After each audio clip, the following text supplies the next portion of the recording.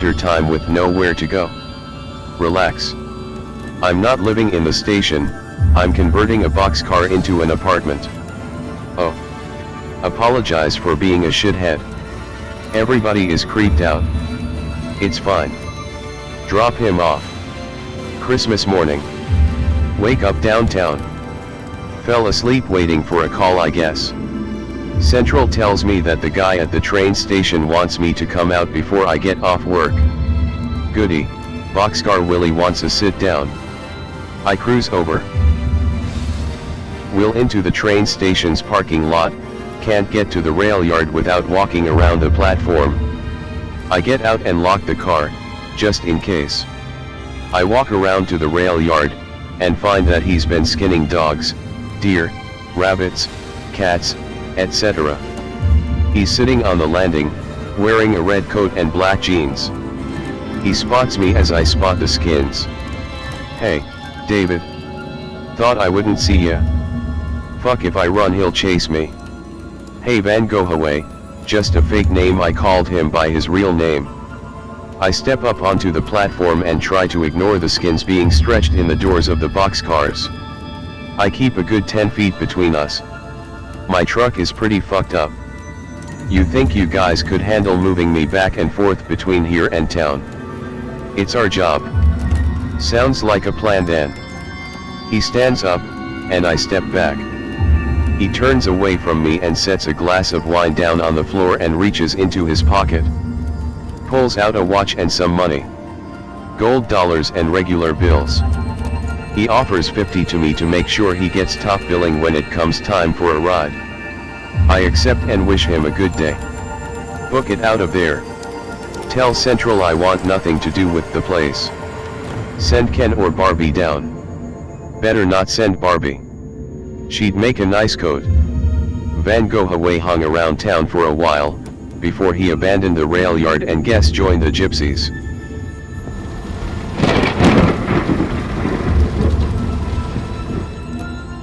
(2011) Get a call from Central, come get the DeVille. Lady Cassidy called, monthly shopping trip to Portland. Lady Cassidy is my favorite client. 71. Would tap that out of 10. Time to go to Portland and take her shopping. I load up and head south with her. Lady Cassidy was an aide to Giuliani when he was mayor of NYC. Fat pension plan. Lady Cassidy stays at the Hilton in the Old Port. I take her there, and stay in the room connected to hers, and act as her bodyguard. We shop most of the afternoon. Damn dat ass. Take her bags to her room, and she gives me my room key. You go out tonight, David? I'm going to see if I can wrangle one of those Filipino boys downstairs. You sure are a sultry one, Lady Cassidy. You know it, honey. Leave her and go for a walk around town. The Old Port is my favorite place in Maine. I stop by Ginkgo Blue, the local jazz bar, and catch up with a few college pals of mine. Get a wee bit too drunk. End up wandering the old fish factory docks way after closing. Buddies are passed out somewhere else. Sit down next to a black guy who is fishing at 2 or 3 a.m. Hey man, room for one more. The black guy nods and pats the dock next to him.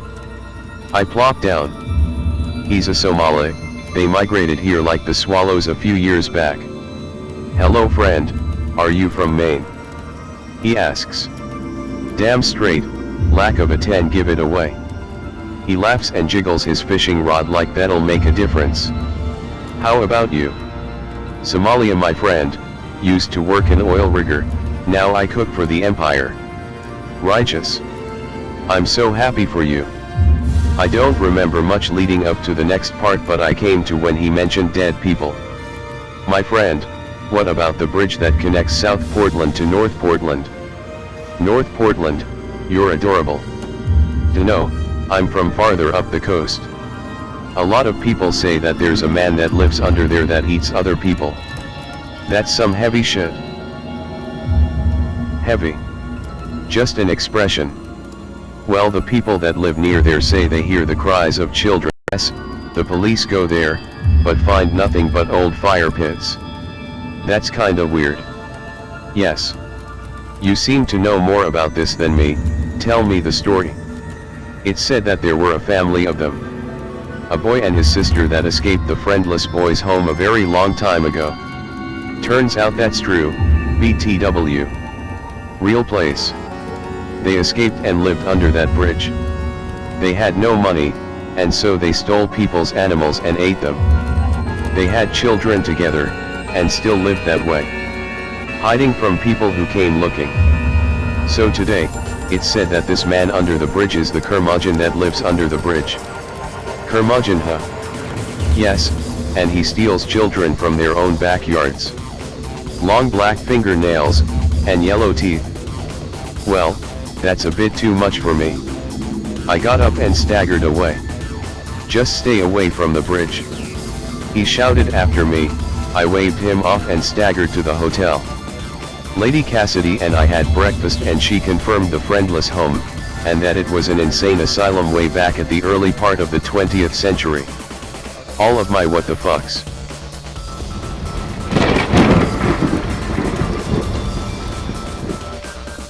Last summer.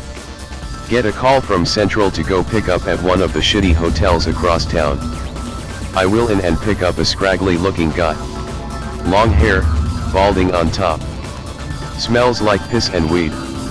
He asks me to turn off the car radio and my taxi radio. I can't cut communications with Central. Just don't talk on it while I'm in here. Fair enough. We go to Goodwill, he pays in quarters and gets out. Joy, laundry money. A few hours go by and I get called to go get him. He comes out with a cartload of 80s tech. Radios, alarm clocks, record players, phones, and a couple of TVs. Oh fuck me. I help him load all of it and we go back to the hotel but stop at a mom and pop food shop so he can pick up a couple bags of frozen dinners. Nice. So I help him unload the stuff into the hotel room. Room smells like piss and weed. He pays in quarters again. Hello Coinstar. The next day get a call to go get him again. I will in and find him standing outside of his room, facing the door dressed as Captain Jack Sparrow. One of those buycostumes.com ones. Fake hair, sticky beard, shirt, hat, the works. He slides on a pair of men in black shades and gets in the back. Ahoy Captain, where we be headin'? Funny. Goodwill again, and shut the radio off. Good enough. He asks me to wait while he goes in. He comes back with 2 gigantic speakers and we load them up. I help him unload them. He's nailed the radios to the walls, the clocks are hung like Christmas lights, the record players are playing in reverse, and the TV screens are linked with bare copper wire in the shape of a square. He pays in quarters again. Hey, it's probably not okay to nail stuff to the... He shuts the door in my face and hear him lock it up. Okay, well, see you for breakfast then. I ask jokingly as I go back to my car. A few days go by, and I get a call from Central that the police department need to come pick someone up at the hotel this guy was at. Captain Quarterback must gotten busted for defaming property. I roll up and get out. My cop buddy is the one who called. He tells me that Captain Quarterback got his hands on a shotgun and shot his caseworker when she finally tracked him down. Vietnam War veteran. She's in ICU and he's nowhere to be found. He opens the door and this guy had gone epileptic Spider-Man all over the inside of the hotel room with copper wire. I look to my cop friend who then asks me what know I about this stuff. I confess to knowing that he nailed shit to the walls but not this level of crazy. I tell him about the stuff he bought and how he dressed. A few weeks go by and my cop friend calls to tell me that now that the investigation is over, I should probably know that they found him cocooned in the copper wire. His body was all charred up and jerkied having been cooked by the wiring. Why did I need to know this? He tells me not to take it personally, and in the future to tell them when weird stuff like this happens. So I should just put you on speed dial. Morning, noon and night. He said. We don't talk about that like, at all. I never saw any of the guy's body, but it just sounds disgusting anyway.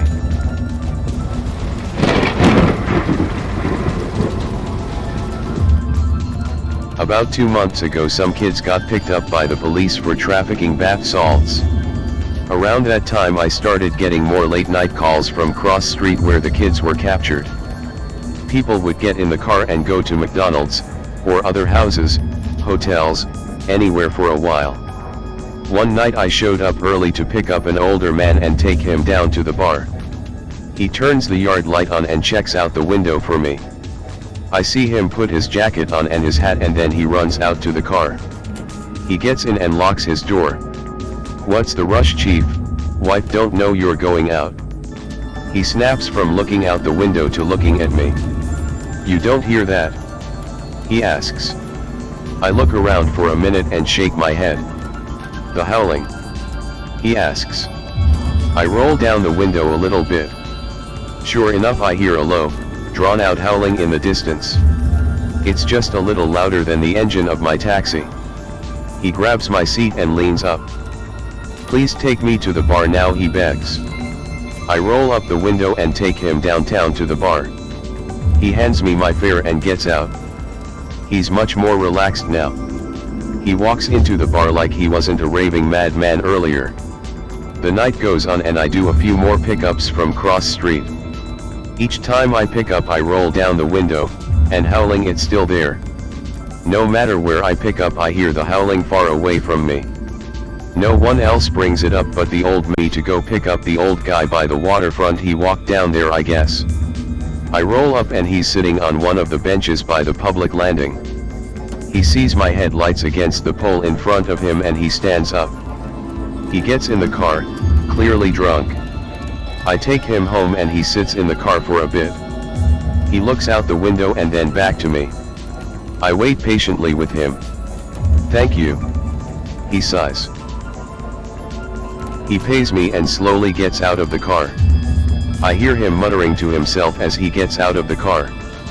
He slams the door shut and staggers up the step. He stands by the door for a moment before he goes in. I roll down the window and the howling is very close right now. I roll the window back up and radio to Central that I'm clear. The connection is scratchy, weird for being right in town. I begin to back up. Smack. Thump. Fuck me, I ran somebody over. I put the car in park and I get out. I run to the back of the car. "Are you okay?" There's no one there. I kneel down and look under the car. I see the shadow of legs on the other side of the car. "Hey man, I'm sorry. I didn't. I don't find anyone standing over there."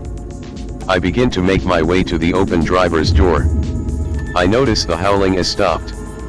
I pause and look around before I hear footsteps coming from the back of the cab. "All right. Did I hurt you?" I ask, turning around. No one is there. My skin starts standing on end and I get into the car. I shut the door and lock the doors. I back up slowly but my headlights pick up movement. I stop again, and look around. Maybe some teenagers fucking with me. I put my arm over the seat, and there's a shadowy figure in the back seat. I slam on the brake hard this time and put the car into park. I open the door and jump out. The figure is faceless. It sits there for a moment before evaporating into nothing. I hear footsteps